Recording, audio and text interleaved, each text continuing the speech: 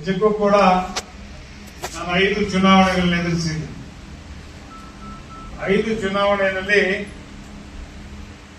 ಒಂದು ಚುನಾವಣೆಯಲ್ಲಿ ಪೂರ್ಣಾಲಕೋಟಲ್ಲಿ ಸೋತೆ. ಎಲ್ಲ 4 ಚುನಾವಣೆಗಳನ್ನ ಕೂಡ ಗೆದ್ದಿದ್ದೀನಿ. ಇದು 5ನೇ ಚುನಾವಣೆ. ನಂಬ್ತಿರೋ ಬಿಡ್ತಿರೋ ಈ ಚುನಾವಣೆಯಲ್ಲಿ ಯಾರನ್ನ ನಂಬಬೇಕು, ಯಾರನ್ನ ಬಿಡಬೇಕು ಅಂತ ಇನ್ನೂ ನನಗೆ ಅರ್ಥ ಆಗ್ತಾ ಇದೆ. ಅಷ್ಟೊಂದು ಕಠಿಣವಾದಂತಹ ಒಂದು ಚುನಾವಣೆ ಇದ್ದಾಗಿದೆ.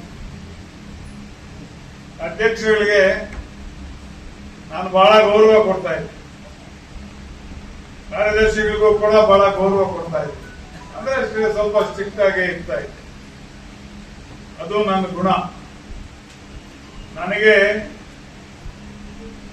ಈ ಒಂದು ಫೀಲ್ಡ್ ನಲ್ಲಿ ನಾನು ಅನೇಕ ಬಾರಿ ಹೇಳಿದ್ದೀನಿ, ಈ ಹಾಲು ಉತ್ಪಾದನೆಯ ಒಂದು ಫೀಲ್ಡ್ ಏನಿದೆ ಇದಕ್ಕೆ ಬರಬೇಕಾದ್ರೆ ಕಾರಣ ಏನು ಅಂತ ನಾನು ಆಗಾಗಲೇ ಅನೇಕ ಸಾರಿ ಹೇಳಿದ್ದೀನಿ.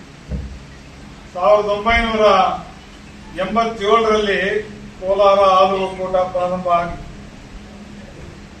ನಮ್ಮ ಮನೆ ಇದ್ದಿದ್ದು, ನಮ್ಮ ಚಿಕ್ಕಪ್ಪ ಅವ್ರ ಮನೆ ಕಾಲೇಜು, ಕೋಲಾರ ಕಾಲೇಜ್ ಮುಂದೆ ಯೂತ್ ಸೆಂಟರ್ ಇದ್ದಿದೆ.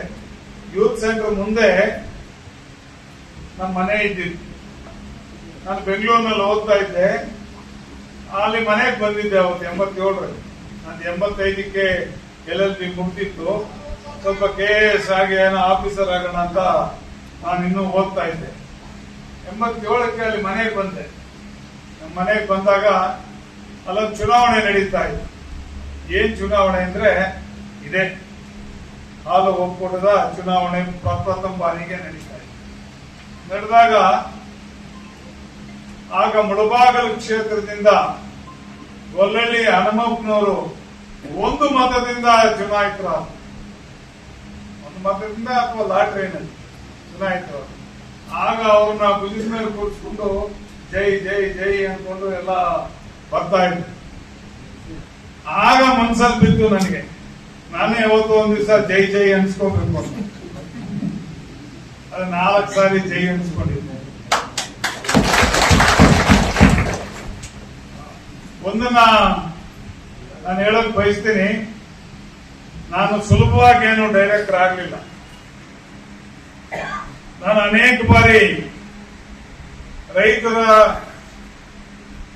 ರೇಟ್ಗಾಗಿ SNF ಸೂತ್ರ ಮತ್ತು ಕೆಲವರಿಗೆ ಜಿಡ್ಡು ಅಂದ್ರೆ ಏನು ಗೊತ್ತಿಲ್ಲ, SNF ಅಂದ್ರೆ ಏನು ಗೊತ್ತಿಲ್ಲ, ಆದ್ರೂ ಡೈರೆಕ್ಟರ್ ಆಗ್ಬೇಕು ಅಂತ. ಈ SNF ಸೂತ್ರ ಮತ್ತೆ ಈ ಜಿಡ್ಡು ಸೂತ್ರ ಏನಿದೆ ಇದು ಸರಿ ಇಲ್ಲ ಅಂತೇಳಿ ಮತ್ತೆ ರೈತರಿಗೆ ರೇಟ್ಗಳನ್ನ ಕಡಿಮೆ ಮಾಡಿದಾಗ ಅನೇಕ ಹೋರಾಟಗಳನ್ನ ಮಾಡ್ಕೊಂಡು ಬಂದಿದ್ದೀನಿ. ನಮ್ಮ ಗುರುಗಳಾದಂತ R ವೆಂಕಟರಾಮಯ್ಯನವರ ಒಂದು ನೇತೃತ್ವದಲ್ಲಿ, ಬಾಗೇಪಲ್ಲಿ ಶಾಸಕರಾಗಿದ್ದಂತ ಶ್ರೀರಾಮ್ ರೆಡ್ಡಿ ಅವರ ನೇತೃತ್ವದಲ್ಲಿ 1993ರಲ್ಲಿ 10,000 ಜನ ಸೇರಿ ಗೋಲಿಬಾರ್ ಆದಂತ ಪ್ರಸಂಗ ಇದೆ. ಆಗ್ಲೂ ಕೂಡ ನಾನು ಅದರಲ್ಲಿ ಭಾಗವಹಿಸಿದ್ದೆ 93ರಲ್ಲಿ. ನಂತರ 2000 ಇಸ್ವಿನಲ್ಲಿ ಕೂಡ ಭಾಗವಹಿಸಿದ್ದೆ. ಇದೆಲ್ಲ ಈಗಾಗಲೇ ಮೊನ್ನೆ ಪ್ರೆಸ್ ಮೀಟ್ ಅಲ್ಲಿ ಹೇಳಿದ್ದೀನಿ. ಏಕಾಏಕಿ ಇದ್ದಕ್ಕಿದ್ದಂಗೆ ನಾನು ಡೈರೆಕ್ಟರ್ ಆಗಿ ಬಂದವಲ್ಲ. ರೈತರ ಕಷ್ಟಸುಖ, ರೈತರ ತೊಂದರೆಗಳು ಇವನ್ನೆಲ್ಲ ಹತ್ತಿರದಿಂದ ನೋಡ್ಕೊಂಡು ಬಂದಿರೋರು. ರೈತರದ ಅನೇಕವಾದಂತ ನನ್ನ ಹತ್ರ ಸಹಾಯ ತಗೊಳ್ತಾ ಇರ್ತಕ್ಕಂಥವ್ರು ಯಾರು ಇಲ್ಲ. ಎಲ್ಲ ಸಹಾಯ ತಗೊಂಡ್ರು, ಆದ್ರೆ ಬೆನ್ನಿಗೆ ಚೂರಿ ಆಗುತ್ತೆ. ಮಿನಿಮಮ್ ಕನಿಷ್ಠ 50-60 ಮತಗಳ ಮೇಲೆ ಬರುತ್ತೆ ಅನ್ಕೊಂಡೆ. ಯಾಕಂದ್ರೆ ನಾನು ಮಾಡಿದಾಗ ನನ್ನ ಮುಖ ನೋಡಿ ನೋಡಿ ಸಾಕಾಗಿದ್ದೀನ ಪಾಪ. ಅಯ್ಯೋ, ಈ ನಲ್ಮಗ್ ಮೆನ್ನಾಡ್ರ ಅಸೋಸಿಯೇಟ್ ಹೇಗೆ ಓನಿ ಯಾವ್ದನ್ನ ಕಲ್ಮಗನ್ ತಿರ್ಸ್ತಾಮು ಅಂತ ಹೇಳಿ ಏನೋ ನಾವು ಮನಸ್ಸು ಮಾಡಿದ್ರೆ ಗೊತ್ತಿಲ್ಲ. ಆದ್ರೆ ಆ ದೇವ್ರ ಕೈ ಬಿಡ್ಲಿಲ್ಲ. ಅಧ್ಯಕ್ಷಗಳು ಡೆಲಿಗೇಟ್ಸ್ ಕೈ ಬಿಟ್ಟು ಹೋದ್ರು ಕೂಡ ಆ ದೇವ್ರ ಕೈ ಬಿಡದೆ ನನ್ನನ್ನ ಗೆಲ್ಲಿಸ್ಕೊಂಡು ಬಂದ. ಇದು ನಾನು ನಮ್ಮ ಅಧ್ಯಕ್ಷಗಳಲ್ಲಿ ಕಾರ್ಯದರ್ಶಿಗಳಲ್ಲಿ ಒಂದೇ ಒಂದು ಮನವಿ ನಂದೇನು ಅಂತಂದ್ರೆ, ನೀವು ಯಾರಿಗಾದ್ರೂ ಮಾಡಿ, ಯಾವ ವ್ಯಕ್ತಿಗಾದ್ರೂ ಮಾಡಿ, ಧೈರ್ಯವಾಗಿ ನಾನು ಇವನಿಗೆ ಮಾಡೋದು ಅಂತ ಹೇಳಿ అవత్ నిమ్మను ఒప్పుకొల్ತೀನಿ.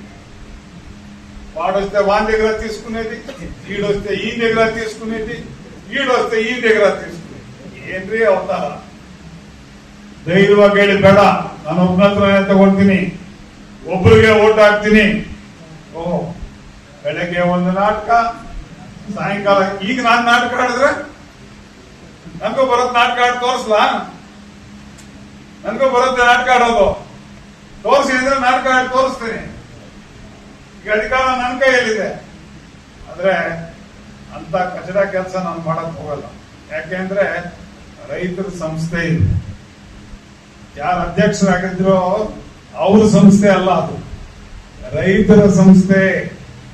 ಅಧ್ಯಕ್ಷರು ಕ್ಷಣಿಕ ಬದಲಾವಣೆ ಆಗ್ತಾರೆ, ಇನ್ನೊಬ್ಬರು ಬರ್ತಾರೆ. ಅದನ್ನ ತಾವು ದಯವಿಟ್ಟು ತಿಳ್ಕೋಬೇಕು. 25ರವರೆಗೂ ನಮಗೆ ಕೊಟ್ರಿ ಕಷ್ಟ ಅಂತಂದ್ರೆ ನೀವು ಡೈರೆಕ್ಟ್ ಆಗಿ ನಿನ್ಗೆ ಹಾಕಲ್ಲಪ್ಪ ಅಂತ ಹೇಳ್ಬಿಡಿ ಸಂತೋಷವಾಗಿ. ನಮಸ್ಕಾರ ಸರ್, ಥ್ಯಾಂಕ್ ಯು ಅಂತ ಹೊರಟೋಗ್ತೀವಿ. ಓಹ್, ಬೆಳಗ್ಗೆ ಒಂದು ಕಡೆ, ಮಧ್ಯಾಹ್ನ ಒಂದು ಕಡೆ, ಸಾಯಂಕಾಲ ಒಂದು ಕಡೆ. ದಯವಿಟ್ಟು ರೈತರು ಅನ್ನೋ ಒಂದು ಪದಕ್ಕೆ ಅವಮಾನ ಮಾಡಬೇಡಿ, ರೈತರು ಅನ್ನೋ ಪದಕ್ಕೆ ಅವಮಾನ ಮಾಡಬೇಡಿ. ಒಂದು ಕಡೆ